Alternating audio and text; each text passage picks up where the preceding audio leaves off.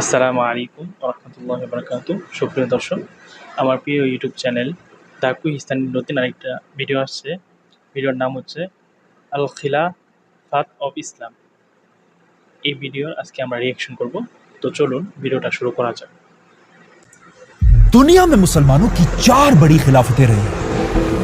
खिलाफत राशिदा, उमैया खिलाफत, अब्बासी खिलाफत और उस्मानिया खिलाफत। ये नाम आपने बचपन से बार बार सुने, लेकिन आखिर ये सारी खिलाफतें आई कहां से? और मोस्ट इंपॉर्टेंट, आखिर इन सारी खिलाफतों में फर्क क्या था? इस पूरी हिस्ट्री को सिंपल वर्ड्स में समझते हैं।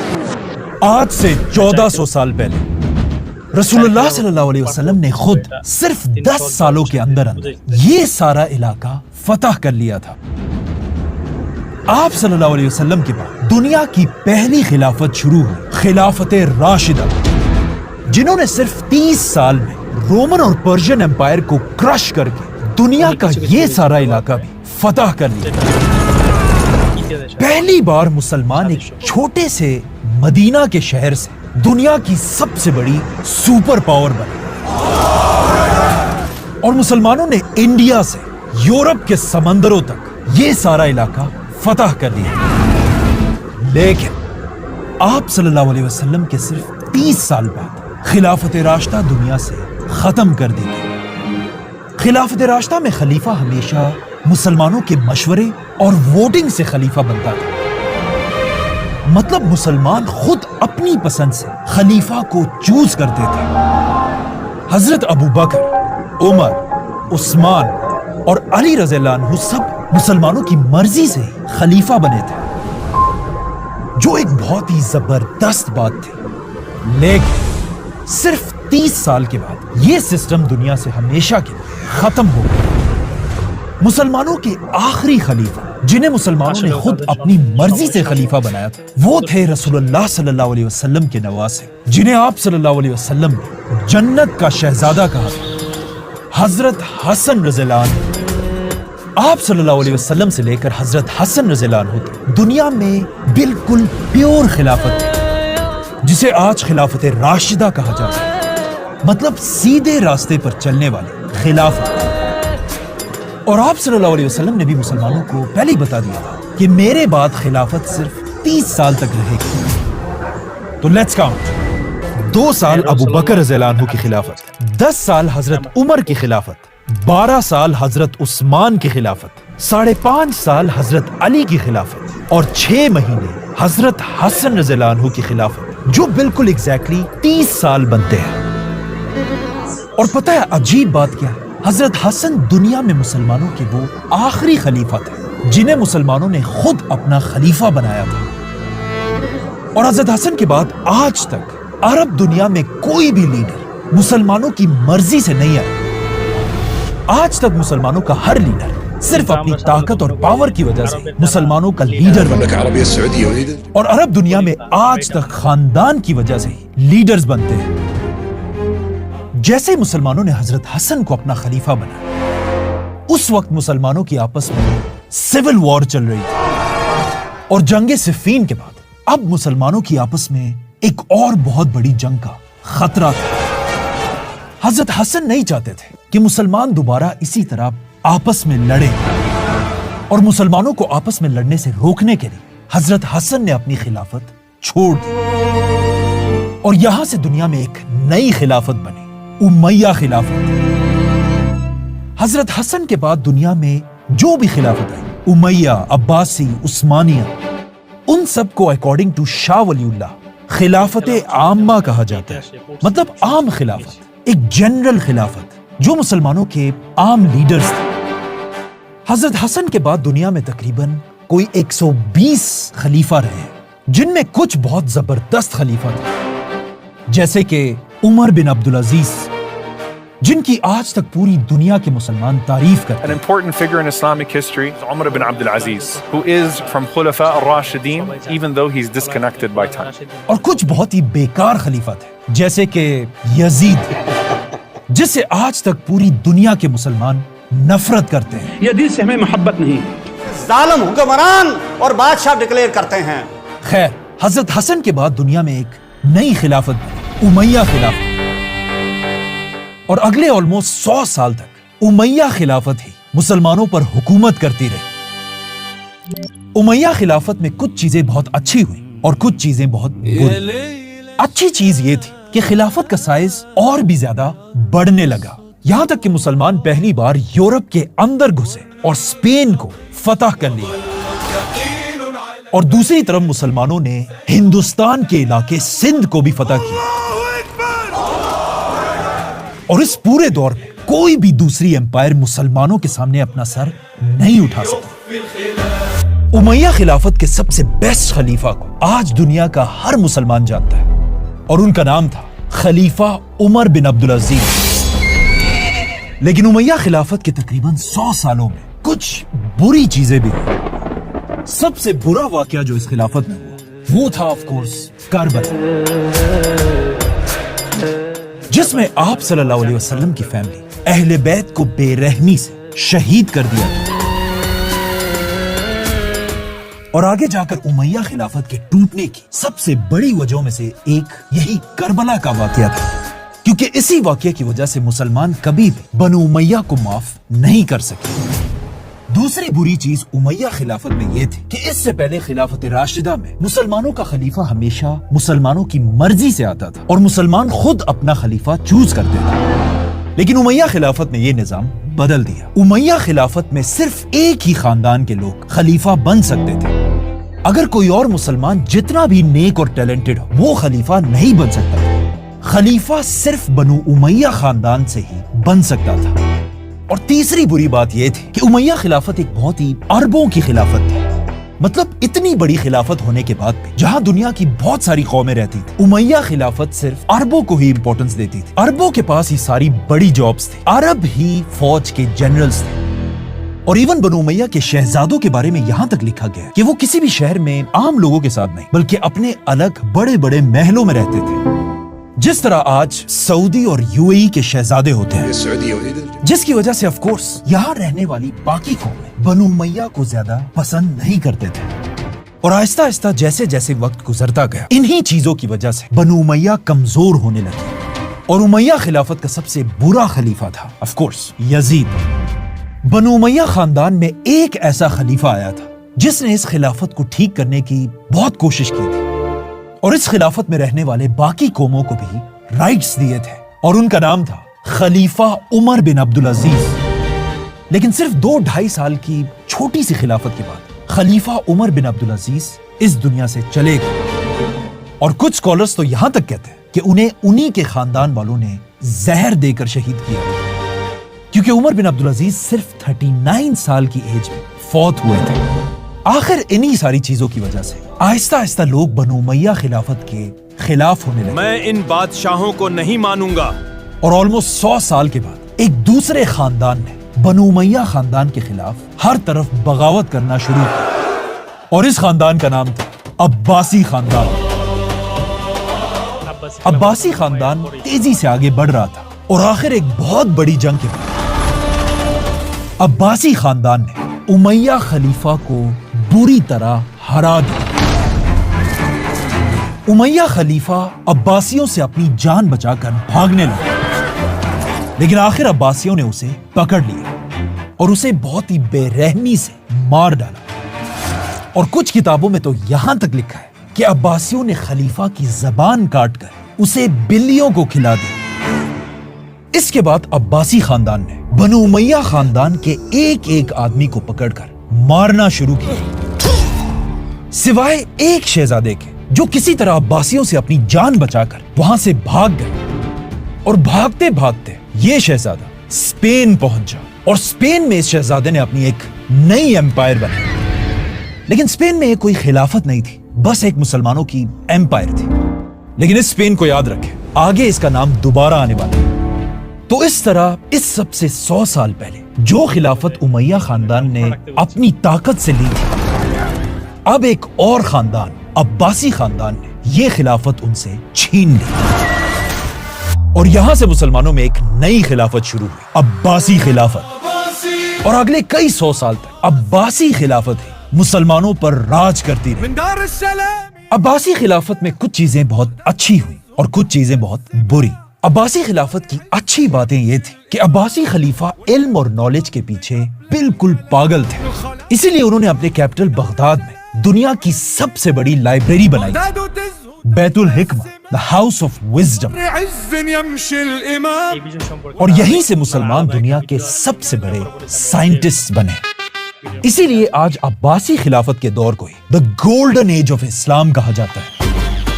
इसके अलावा अब्बासी खिलाफत बनु उमैया के बिल्कुल ऑपोजिट थी। मतलब अब्बासी सिर्फ अरबों को ही इंपॉर्टेंस नहीं देते थे, बल्कि दुनिया में जो भी टैलेंटेड बंदा होता था, अब्बासी खिलाफत उसे सिटीजनशिप देती थी और उसे सपोर्ट भी करती थी, जिस तरह आज यूरोप और अमेरिका में होता है। International students in the US. और अब्बासी खिलाफत की एक और अच्छी बात यह थी कि इस खिलाफत में इस्लाम की बड़ी बड़ी किताबें लिखी गईं, जैसे कि सही बुखारी, सही मुस्लिम, बल्कि हदीस की सारी बड़ी किताबें ही अब्बासी खिलाफत में लिखी गईं। और अब्बासी खिलाफत में मुसलमानों के पास जितना पैसा और ताकत थी, वो मुसलमानों को दोबारा उसके बाद कभी नहीं मिल सकी।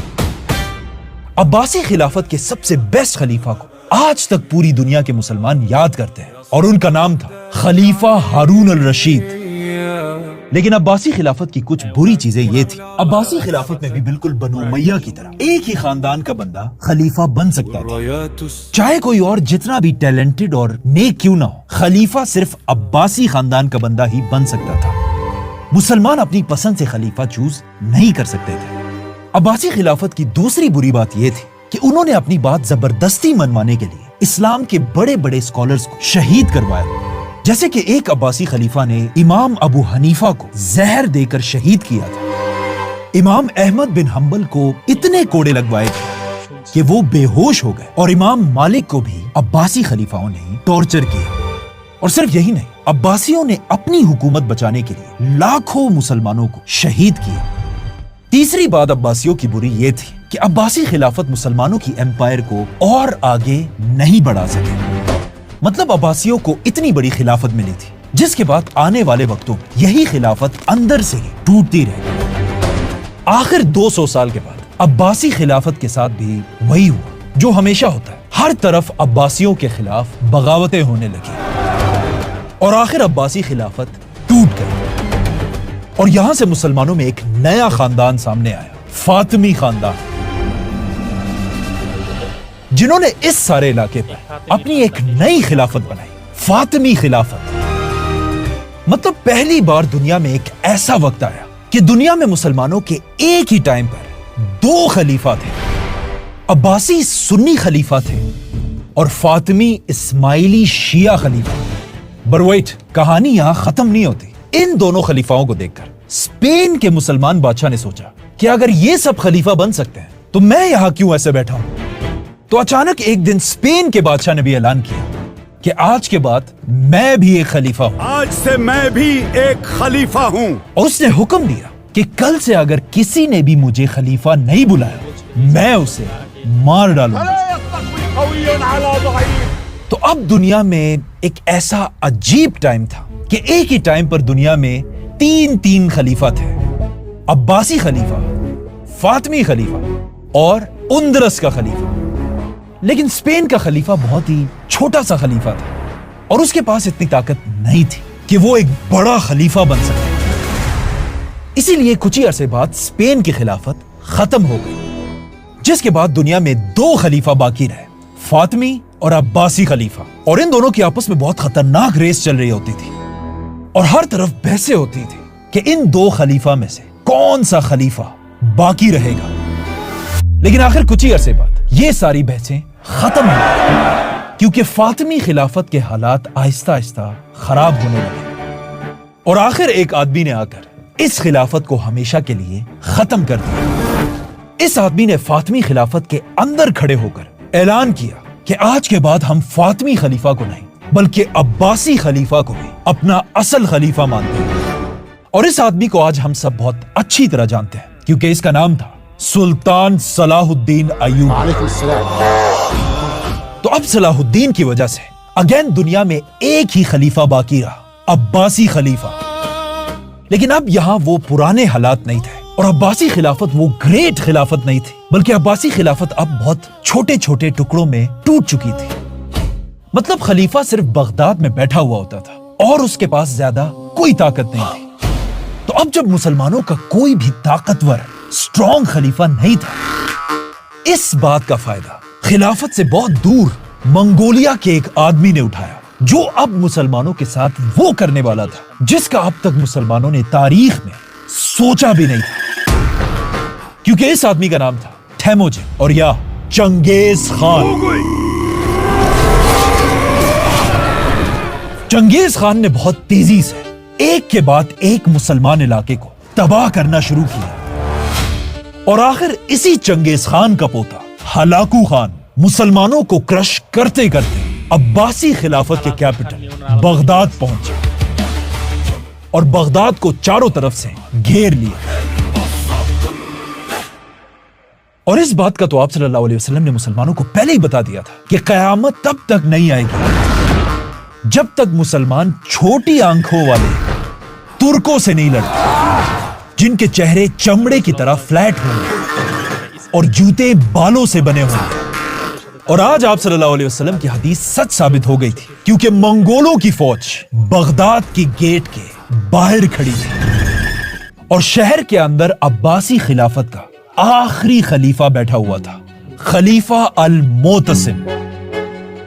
हलाकू खान ने खलीफा की तरफ एक बहुत ही बेइज्जती वाला लेटर भेजा, जिसमें कुछ इस तरह लिखा था कि ओ खलीफा, अच्छे बच्चे बनो और मेरे सामने सरेंडर कर दो, वरना मैं तुम्हारे पूरे शहर को आग लगा दूं। लेकिन ऑफ कोर्स खलीफा ने सरेंडर नहीं किया। मैं किसी भी हाल में सरेंडर नहीं करूंगा। जिसके बाद मंगोलों की फौज बगदाद के अंदर घुसी और बगदाद की एक एक चीज को आग लगाने लगी। लाखों मुसलमानों को शहीद किया और बगदाद की हर किताब को बगदाद के दरिया में फेंक दिया। लेकिन हलाकू खान यहां रुका नहीं, बल्कि उसकी फौज अब्बासी खलीफा को घसीटकर हलाकू खान के सामने लाई और फिर इस आखिरी खलीफा को एक कारपेट के अंदर रोल कर खलीफा के ऊपर से घोड़े दौड़ाए और इस तरह आखिरी अब्बासी खलीफा को शहीद कर दिया गया। यहां एक पॉइंट नोट करना लाजमी है, ये वाला खलीफा अल मोतसिम मुसलमानों का पहला और आखिरी खलीफा था जिसे एक नॉन मुस्लिम बादशाह ने शहीद किया था। और इस तरह आखिर 500 साल के बाद अब्बासी खिलाफत खत्म हुई। अब सोचें, इससे कुछ साल पहले दुनिया में एक ही टाइम पर 3 खलीफा थे और अब हालात ऐसे थे कि पूरी दुनिया में कोई भी खलीफा नहीं था। लेकिन वेट, यहां कहानी खत्म नहीं होती, क्योंकि जब हलाकू खान बगदाद को तबाह कर रहा था, अब्बासी खानदान का एक शहजादा किसी तरह अपनी जान बचाकर भाग गया और फिर अरब के गर्म डेजर्ट में चल चल कर किसी तरह इजिप्ट पहुंचे, जहां इजिप्ट के लोगों ने खिलाफत खत्म होने के 6 साल बाद इस आदमी को मुसलमानों का नया खलीफा बनाया। और इस तरह एक बार फिर अब्बासी खिलाफत शुरू हुई। लेकिन ये वो पुरानी खिलाफत नहीं थी, ये खलीफा बस एक आम आदमी था जिसे खलीफा का टाइटल दिया गया था और एक घर और कुछ नौकर दिए गए थे। इसके अलावा इस खलीफा के पास कोई भी ताकत नहीं थी। जो ममलूक बादशाह कहता था, खलीफा को वही करना होता था। मतलब खलीफा का जो ये टाइटल था, ये बहुत ही एक कमजोर नाम बन चुका था और दुनिया में इस टाइटल की कोई इज्जत नहीं थी। लेकिन बहुत जल्द हालात बदलने वाले थे, क्योंकि इस सबसे बहुत दूर तुर्की में एक छोटा सा कबीला आहिस्ता आहिस्ता अपनी ताकत बढ़ा रहा था और इस छोटे से कबीले के लीडर का नाम था सुल्तान उस्मान खान। और इसी कबीले ने आगे जाकर खिलाफत के टाइटल को दोबारा इज्जत दी और यही कबीला आखिर मुसलमानों की आखिरी खिलाफत बनी, जिसका नाम था उस्मानिया खिलाफत। आहिस्ता आहिस्ता उस्मानिया सल्तनत तुर्की में फैलने लगी। लेकिन उस्मानिया सल्तनत पहले ही दिन से कोई खिलाफत नहीं थी, बल्कि शुरू में ये सिर्फ एक सल्तनत, एक एम्पायर। लेकिन आहिस्ता आहिस्ता जब ये सल्तनत बढ़ने लगी, उस्मानिया सल्तनत मुसलमानों की दुनिया में सबसे बड़ी एम्पायर बनी और उस्मानिया सल्तनत ने बड़ी बड़ी जंगों के बाद दुनिया का ये सारा इलाका फतह कर लिया। इवन मक्का और मदीना भी उस्मानिया सल्तनत के कंट्रोल में आए। लेकिन उस्मानिया सल्तनत एक खिलाफत तब बनी जब सुल्तान सलीम ने इजिप्ट को फतह किया और वहां सुल्तान सलीम को एक बंदा मिला, उसी अब्बासी खलीफा का पोता जो इससे बहुत साल पहले हलाकू खान से भागकर इजिप्ट आया था। तब से लेकर अब तक अब्बासी खलीफा इजिप्ट में ही रहते थे, लेकिन ये सिर्फ नाम के खलीफा थे और ताकत इनके पास बिल्कुल जीरो थी। सुल्तान सलीम को जब इसका पता चला, वो सीधा इस खलीफा को अपने साथ वापस अपने कैपिटल कॉन्स्टेंटिनोपल लेकर गए और वहां इस अब्बासी खलीफा को हुक्म दिया कि अपनी खिलाफत छोड़ दो और मुझे पूरी दुनिया के मुसलमानों का खलीफा बनाओ। तो ऑफ कोर्स अब्बासी खलीफा और कर भी क्या सकता था, उसने अपनी खिलाफत छोड़ दी और उस्मानिया सुल्तान को मुसलमानों का खलीफा डिक्लेयर किया। और इस तरह हिस्ट्री में पहली बार खिलाफत अरबों से निकलकर तुर्क सुल्तान उस्मानी सुल्तान के पास आई, क्योंकि उस्मानिया से पहले हर खिलाफत एक अरब खिलाफत थी और यहां से उस्मानिया सल्तनत का नाम हमेशा के लिए बदल गया और उसको एक नया नाम मिला, उस्मानिया खिलाफत। अब अगर थोड़ा गौर से देखा जाए, मुसलमानों को इस बात से कोई मसला नहीं था कि खिलाफत अरबों को मिले या तुर्कों को, खलीफा बस मुसलमान होना चाहिए।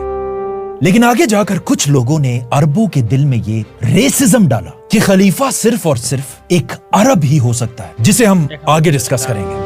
खैर, उस्मानिया सल्तनत अब एक खिलाफत बन चुकी थी और इस खिलाफत में भी बाकियों की तरह कुछ अच्छी चीजें थी और कुछ बहुत बुरी चीजें।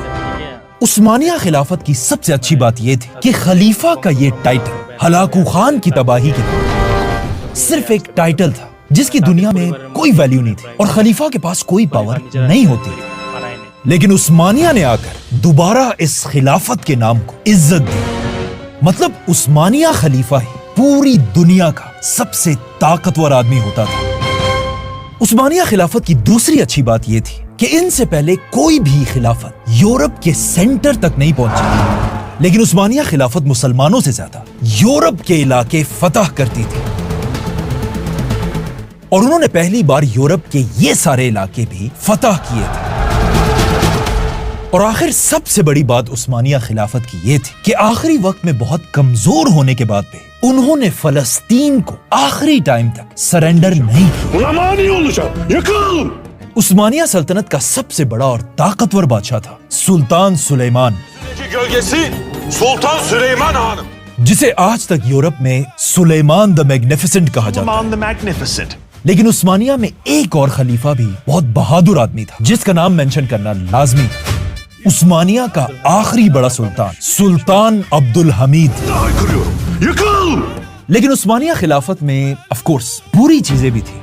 पहली बुरी बात यह थी कि उस्मानिया खिलाफत ने एक अजीब सा कानून बनाया था कि जो भी उस्मानी शहजादा खलीफा बनेगा वो बादशाह बनते ही अपने सारे भाइयों को और उनके छोटे छोटे बेटों को मार डालेगा, चाहे उन भाइयों ने कोई गलती या बगावत की भी ना। इस कानून की वजह से एक उस्मानिया खलीफा ने अपने 19 भाइयों को और उनके छोटे छोटे बच्चों को मार डाला था। उस्मानिया खिलाफत की दूसरी बुरी बात यह थी कि इस खिलाफत के पहले और आखिरी खलीफा तो बहुत ताकतवर खलीफा थे, लेकिन बीच के कुछ खलीफा बहुत ही कमजोर लोग थे। कुछ शराबी थे, कुछ वुमनाइजर्स थे और कुछ तो बिल्कुल पागल ही थे। ये बीच के कुछ खलीफा सिर्फ अपनी अयाशियों में रहते थे और सारी खिलाफत इनकी बीवियां या माएं चलाती थी। इसीलिए एक पावरफुल खलीफा ना होने की वजह से उस्मानिया खिलाफत को बहुत नुकसान हुआ था। और आखिर में सबसे बुरा काम जो उस्मानिया खिलाफत ने किया था वो इतना बुरा काम था कि आज तक मुसलमान उसकी वजह से दुनिया से पीछे रह गए। और वो ये था कि उस्मानिया खिलाफत ने प्रिंटिंग प्रेस को हराम कहा था। प्रिंटिंग प्रेस एक मशीन थी जो उस्मानिया खिलाफत के दौर में यूरोप में इजाद हुई और ये इतनी खतरनाक मशीन थी कि इससे पहले एक आदमी एक दिन में सिर्फ 40 पेजेस लिख सकता था, लेकिन अब प्रिंटिंग प्रेस की मशीन से वही आदमी एक ही दिन में 4000 पेजेस प्रिंट कर सकता था, जो एक बहुत बड़ी टेक्नोलॉजी थी। लेकिन उस्मानिया खिलाफत के खलीफा और उलमा ने इस टेक्नोलॉजी को हराम कह दिया, जिससे ऑफ कोर्स यूरोप में करोड़ों किताबें प्रिंट होने लगी और मुसलमान उसी तरह अपने हाथों से थोड़ी सी किताबें लिखते रहे। तो ऑफ कोर्स यूरोप साइंस और टेक्नोलॉजी में आगे निकल गया और मुसलमान पीछे रह गए। عثمانیہ خلافت کو آخر 300 سال کے بعد ہوش آیا کہ پرنٹنگ پریس کوئی حرام چیز نہیں بلکہ ایک بہت امپورٹنٹ مشین ہے، لیکن افسوس اس وقت تک بہت دیر ہو چکی تھی۔ یورپ مسلمانوں سے سائنس میں 300 سال آگے نکل چکا تھا اور اسی کی وجہ سے آج تک مسلمان یورپ کا مقابلہ نہیں کر پا رہے۔ اگین یہ بات یاد رکھیں کہ دنیا میں ایک ہی خلافت بالکل پیور خلافت تھی اور وہ تھی خلافت راشدہ۔ اس کے بعد ہر خلافت میں کچھ اچھے کام بھی ہوئے اور کچھ بہت برے کام ہوئے۔ خیر، عباسی خلافت کے بعد اب عثمانیہ مسلمانوں کے خلیفہ تھے اور یہ عثمانیہ خلافت اگلے 400 سال تک مسلمانوں کی اکیلی ایک ہی خلافت رہی۔ لیکن 400 سال کے بعد اب خلافت پر اس کا آخری دور آنے والا ہے، کیونکہ 400 سال کے بعد دنیا کی سب سے بڑی جنگ کے شروع ہونے کا وقت آ چکا ہے، ورلڈ وار 1۔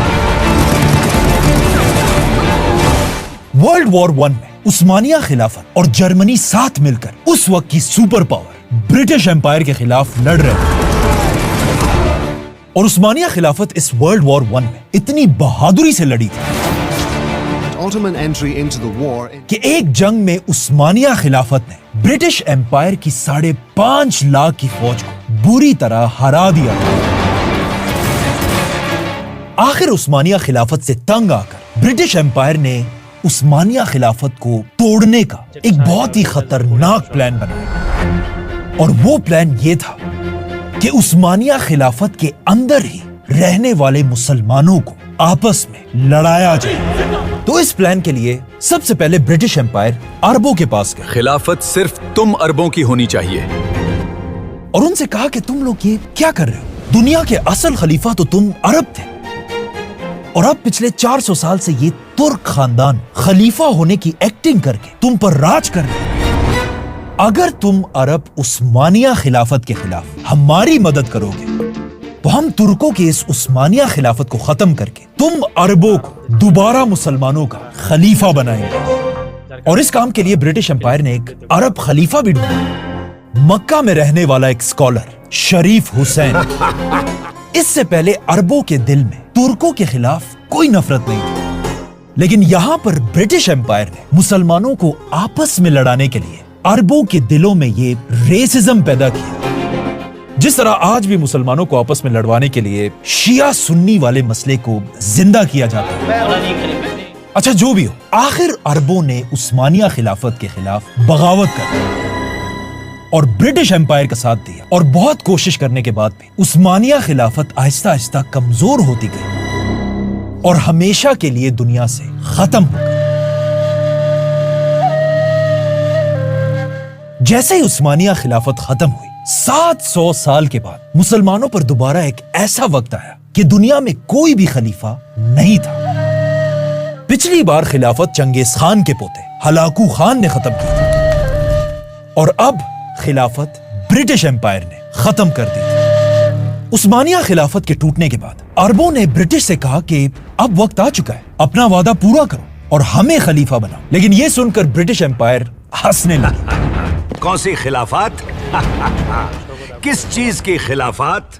یہاں پر عربوں کو سمجھ آئی کہ ان کے ساتھ ایک بہت بڑا پرینک ہوا ہے، اور انہیں سمجھ آئی کہ اصل میں برٹش امپائر خلافت کے نام کو ہی ہمیشہ کے لیے دنیا سے ختم کرنا چاہتی ہے، تاکہ دوبارہ کوئی بھی لیڈر دنیا کے مسلمانوں کو یونائٹ نہ کر سکے اور مسلمان ہمیشہ کے لیے آپس میں ڈیوائیڈڈ رہے۔